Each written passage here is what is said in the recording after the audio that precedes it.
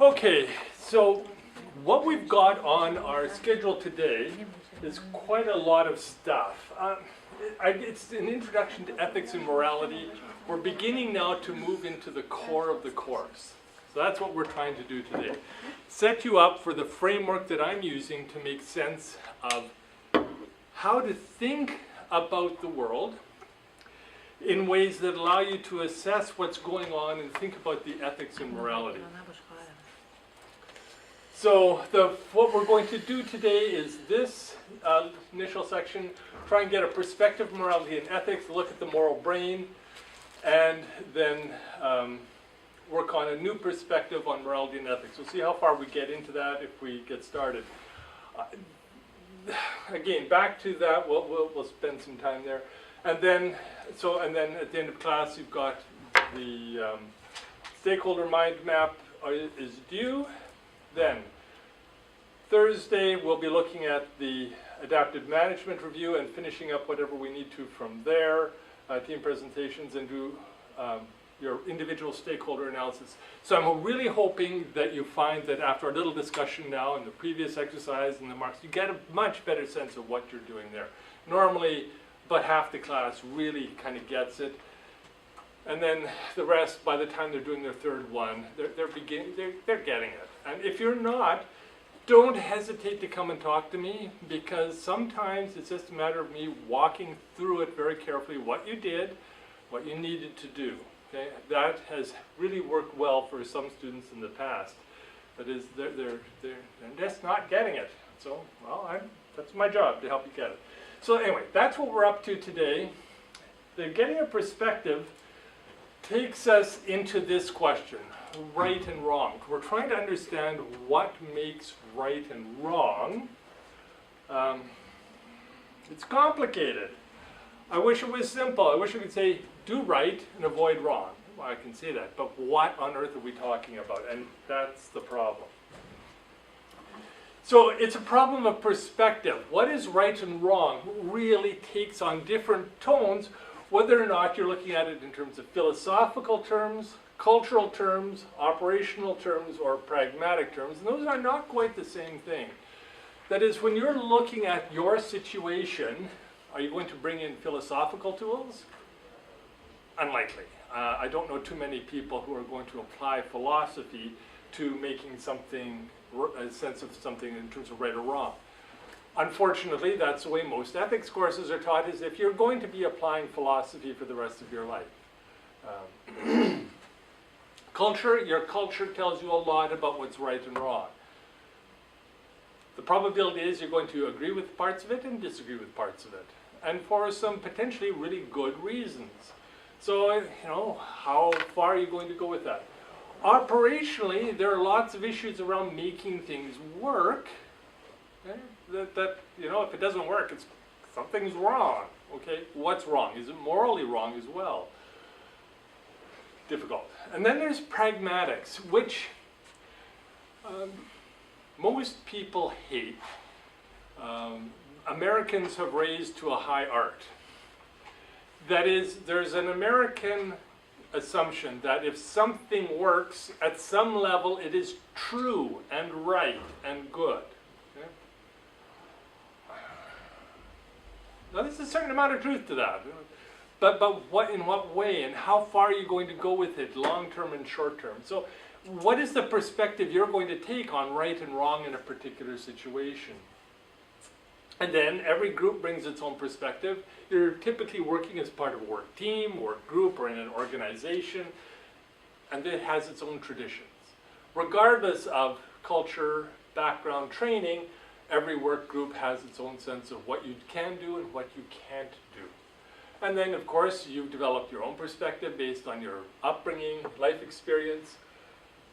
And as I said, those cultures, and we'll be looking at that in some depth because they're vitally important. When you're looking at your sense of right and wrong, there are core pieces that come from your culture in deep and lasting ways that are often deeply buried. That is, we don't even know we've got them.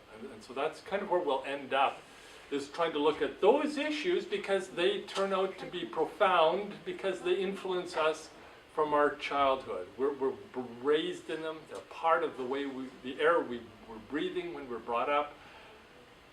So they've become part of the way we think about right and wrong. So, complex. Our job over the next few weeks is to try and not give you the answers to what is right and wrong, but some tools for untangling that mess. Untangling it in such a way that you can very clearly see the strands that are at work in any given situation. And that's part of the adaptive management test. The way it's written, it's not about right and wrong. It's about problem solving in organizations, human resources problem solving. Yeah, but that gets at a lot of how you assess right and wrong as well. I've had people take that test and say it made them feel sick because there were answers in there that made them feel sick. And they thought, you just can't ask these kinds of questions. Whoa, well that has to do with their moral sensibilities because all of those answers are correct answers to somebody somewhere. Okay? That is, they feel that they are right and good answers. If it didn't for you, this is a significant issue. So, our criteria for this course is the one of stakeholders. So we're talking about stakeholders, we're working with them this week. Why is it so important? Because at a certain level, as organizations and business ethics are concerned, is with the stakeholder moralities. Why? That's who judges our ethics. That is, we internally can have a sense of what's right and wrong, but whether or not we are perceived as a good organization or a bad organization has to do with the assessment of our stakeholders. What is their perspective? How do they look at it? Because how they look at it, well, they're the ones that are going to be our customers, our staff, our suppliers, the regulators, the people around us. If they don't judge us as being a good company, we will be a bad company no matter how good we think we are. That is, it's the stakeholders who ultimately make the judgment, not us. So which leads to a problem. The problem, which I'm hoping that you will be able to not solve, but able to work with effectively by the time this course is done. See, the issue is stakeholder morality varies. Their ethics vary. That is, what they believe is right and wrong is different. How they come at it is different. But do they know that? No. They just know that they think you're bad or they think you're good. That's it. It's done. Well, how do you respond to that if you cannot unpack it, if you can't assess why they take their particular perspective? That is, you have to be able to, at a certain level, stand back and say, well, yeah, I'm not the bad person you think I am.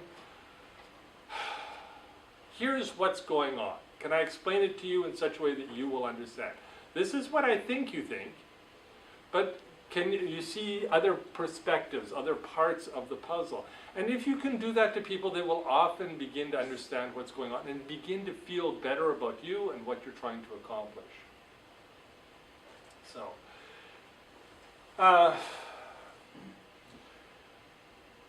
another issue there, did I put it in there? Well, okay. Implicit in this is not only does stakeholder morality vary, it varies between stakeholders. That is, two stakeholders aren't going to have the same moral perspectives either. They may end up with profoundly different moral perspectives. And that is really common when you have a transnational corporation and it's crossing cultural boundaries. If it doesn't step on somebody's moral toes because it doesn't understand the culture it's going into, it would astonish me. It can be really, really bad. I've heard, I haven't read the case, but I've heard that McDonald's Corporation, its initial attempt in India failed catastrophically because it was selling beef burgers. Unbelievable that you could go into a country like that with that perspective. But it's the kind of thing you hear about over and over again. So I don't know if that's a true story with McDonald's, but enough other companies have done exactly that kind of thing. That is, so misjudged the morality of the region that they're trying to move into that they have had their enterprise collapse. unable to function because they misread what they're doing. Okay? I certainly know that if you were trying to sell pork burgers in Saudi Arabia, you would not succeed. Okay? Why not? You can sell them here, no problem. Oh goodness, cool. Anyway, we have no trouble eating pork or beef in Canada. But there are people here who have some trouble. But take that diet elsewhere and you would have significant trouble. But I don't see anybody opening up an operation that sells barbecued sheep's eyeballs here. That would not go over. Nice French fried dog meat? No way. Okay, there are many things we won't eat here that other cultures do eat. You know, it's every culture. Food is powerful. So what are you doing that is or is not transgressing the cultural boundaries? It happens all the time.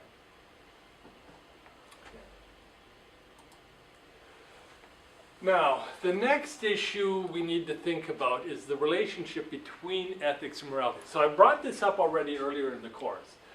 That is, there are two sides to right and wrong in our brains, but they're linked.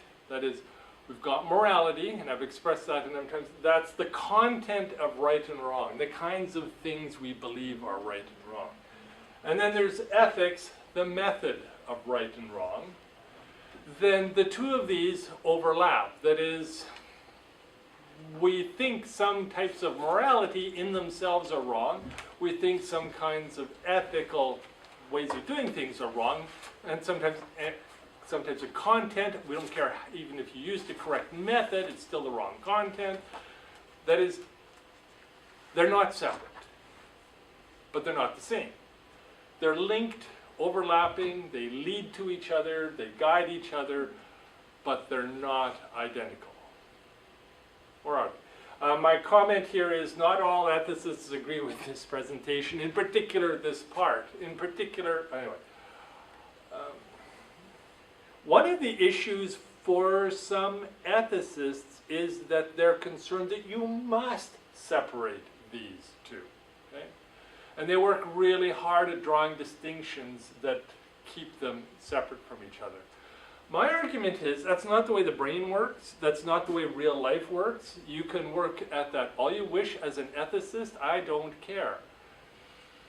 The problem is, ultimately, they're linked. You can do what you wish with one or the other. But what's the real world like? The real world is, you may have a pure moral system, but it won't work in terms of the way you try to apply it ethically. You can have a perfect model for how to solve all problems, but people will disagree with your conclusions completely in terms of what the morality looks like. It's just the way things are. They are linked in reality, even if they aren't in theory, even if you can separate them in theory. You kind of can. I mean, content and method are not the same thing. Except, as we'll see, types of content leads to certain kinds of method. Kinds of method leads to certain kinds of content, and it's intrinsic to the way they do things. And I think I have one more slide with this, yeah. So, summarize this, how we do ethics is a function of our morality. What we think is right and wrong in terms of the way we live leads us to the how. And what we find to be moral is a function of our ethics. How we're going about it will shape this. And that actually means that we're in a constant process of reshaping both morality and ethics. That as we go through life, we change what we believe is right and wrong. We change how we approach determining what is right and wrong based on our experiences with both. But it's a learning process. Iterative, we go cycling through it, we learn stuff. And critical to this course is then trying to help you get a sense of those pieces. And the adaptive management tool, which we'll look at on Thursday, helps us get at some of those questions about how you are doing it. Okay? So then, it's not an ethics tool, but it's functioning in terms of some of the same analysis. I mean, that'll, I think, become clear later on in this presentation. So that gets us started. Ethics and morality, complex, linked, culturally sensitive, yet I think we'll see that there's some completely culturally independent pieces. Or are there? Well, that's a good question. I think there are culturally independent components. I think there are certain things about how we do ethics that are universal to being human. It's not a universally agreed upon perspective. And so that's my caution. This is my perspective. I think you would find that most ethicists would agree with the broad majority of what I'm saying, but not all of them would. There are those who are very clear that this is a wrong perspective. I'm teaching you wrongly. They would get quite upset. Should be teaching you the correct method, so you would come to the correct morality that is universal. We'll look at the best cases for that in a moment. Any questions on that? Thoughts? Morality and ethics. I've been talking about that for a couple of weeks now, linked. Okay. So now you've got, yes? So that's all you said, that if we come and we want to change some ethics in the society first, we should form our morality, then go to the ethic, or they have a two-side effect on each other. When we change our ethics way, by the way, the morality is changing. I would say the best way to change what people are doing, okay, that is the moral content, is to change how they're making their decisions. So there is a method. Yes, there is. But the best way to change the method is to look at the morality, the fundamental underlying beliefs about right and wrong in the culture. So, they're linked. Yes. Example of the hen and egg. Sorry? First hen or egg, kind of. That's example. Well, what you will find is usually start with a little problem and work it through with people, and then they can take on a bigger problem. It's just dig into small problems, because big problems offend the people. But once they've worked on a small problem and begun to see how what they believe and how they do that are distinct aspects of what they're coming to, then they can begin to, once they've got a feel for that, then they can begin to get a feel for, yeah, we can take on a bigger problem. See, part of the problem we've got is we all know we're good people. Or anybody here prepared to volunteer that they are a bad person? No. Okay? You're all good people, right? Yeah, I know. Does that mean we all agree with the behavior of everyone in this room? No, of course not. Some of us think that some of us are less than we should be. Okay? I can't help it. We come at things from different perspectives. We live a world from, slightly different angles. Therefore, we're not as convinced the other person is as good as they think they are. And if we met you in business, we might think you're actually a really bad person. Because people in business start making decisions very quickly that offend other people. Oh, what's going on there? Anyway.